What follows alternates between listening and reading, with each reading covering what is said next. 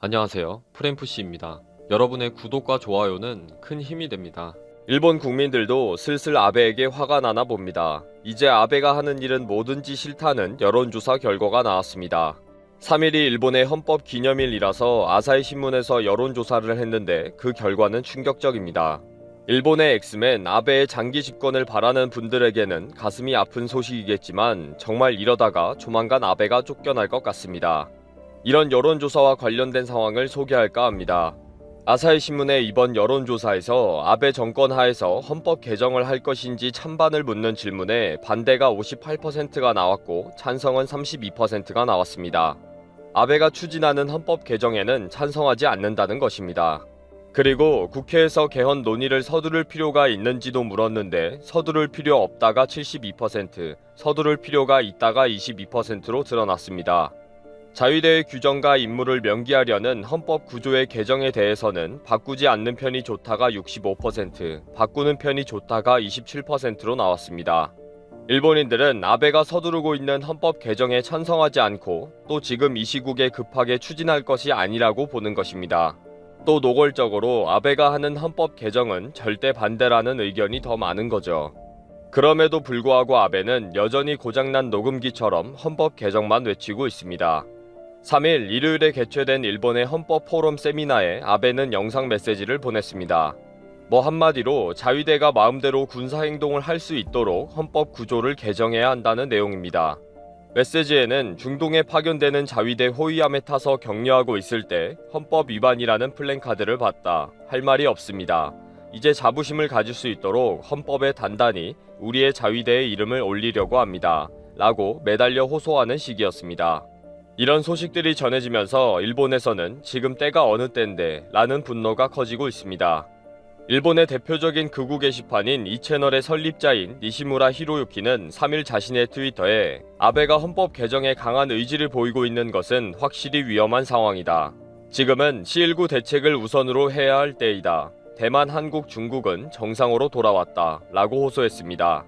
이런 아베를 교체하려고 고민 중인 자민당 내부에서도 시19 사태를 헌법 개정과 연결해서 동력을 만들려고 하는 아베가 이해되지 않는다 라고 반응하고 있습니다.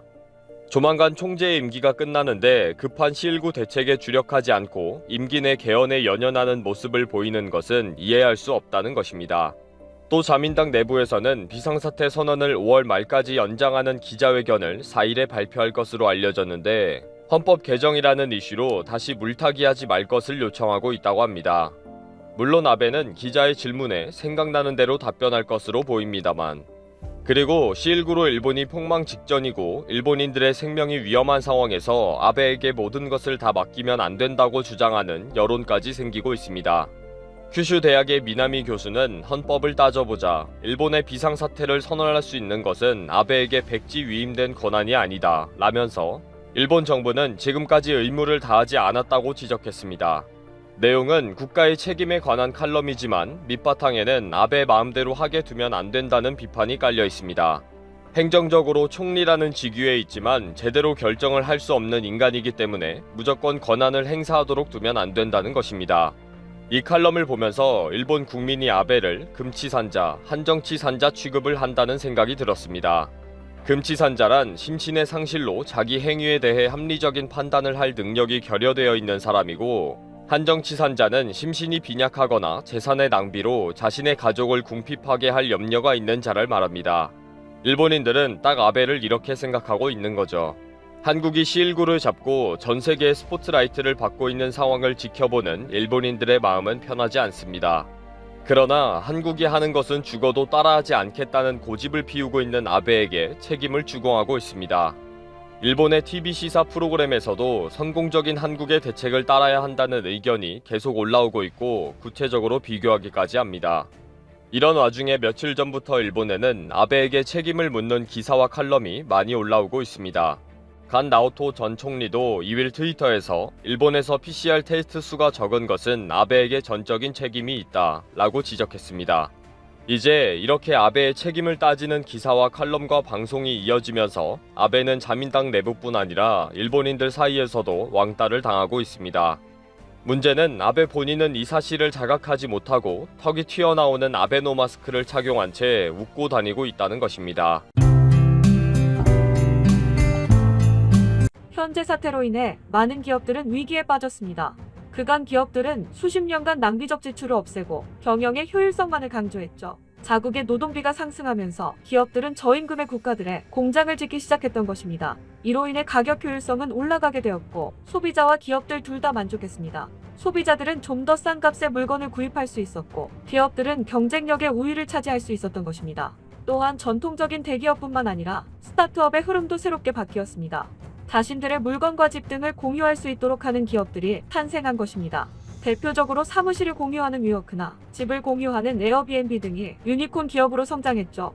이렇게 사회적으로 공유되는 것이 증가함에 따라 효율성을 늘리고 비용을 줄일 수 있었지만 소유라는 경계가 희미해지기 시작했습니다. 이러한 분위기를 타며 기업의 사무실은 칸막이 없이 한 공간에서 일하는 오픈 공간으로 바뀌었습니다. 결국 효율성으로 인해 근로환경 역시 경계라는 것이 사라지기 시작했죠. 실제로 월스트리트 저널에 따르면 사무실 등을 포함한 모든 공간을 근로자 수로 나누는 1인당 사무 공간은 계속해서 줄어들었습니다. 임대료 절감에는 효율적이지만 병원균이 이동하기에도 손쉬운 조건이 된 것이죠. 결국 모든 분야에서 질병에 취약한 상태가 되었고 이로 인해 발생할 수 있는 무역 문제까지 위험한 상태로 바뀐 것입니다. 따라서 한국도 이번 사태에 위기를 피할 수가 없었습니다. 지난 2월 초 현대자동차는 국내 모든 생산 라인을 멈춰 세웠습니다. 차량 하부에 들어가는 부품인 와이어링 하니스 공급에 차질이 생겼기 때문이었죠. 이는 중국 내 공장에서 만들어지게 되는데 중국이 멈춰서면서 현대차뿐만 아니라 기아와 쌍용, 르노, 삼성 등 국내 완성차 업체들도 모두 중단해야 했습니다. 이에 따라 그동안 효율성만을 추구하며 안정성을 놓치고 있던 글로벌 공급망 리스크에 대한 문제가 부각되기 시작했습니다.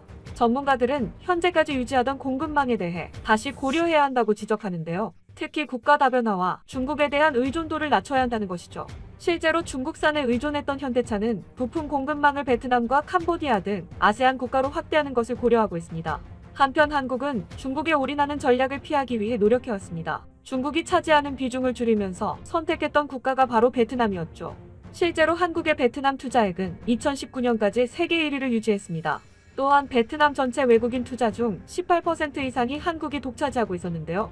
삼성만 해도 휴대폰 생산량의 절반 이상을 베트남에서 생산하고 있습니다. 하지만 베트남 역시 중국 리스크만큼 위험한 것이 드러났습니다.